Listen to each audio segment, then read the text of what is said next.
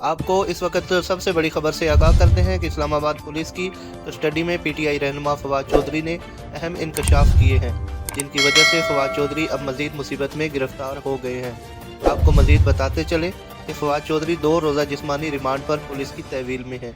Police ने फवाद चौधरी के घर की तलाशी के वारंट भी हासिल कर लिए हैं। आज फवाद चौधरी का फोरेंसिक टेस्ट किया गया। टेस्ट करने के बाद पुलिस फवाद चौधरी को सख्त कस्टडी में लाहौर डिफेंस उनके घर ले गई, जहां उनके घर की तलाशी ली गई और फवाद चौधरी और उनके फैमिली के मोबाइल और लैपटॉप कब्जे में लिए गए। हमारे ज़राए के मुताबिक अगले चंद दिनों में मज़ीद पीटीआई रहनुमाओं की गिरफ्तारी मुतवक्के है। उसके अलावा डॉलर और पेट्रोल की कीमतें बढ़ने से अवाम में बहुत बेचैनी पाई जाती है, जबकि पीटीआई रहनुमा इमरान खान किसी सूरत में भी पीछे हटने को तैयार नहीं है।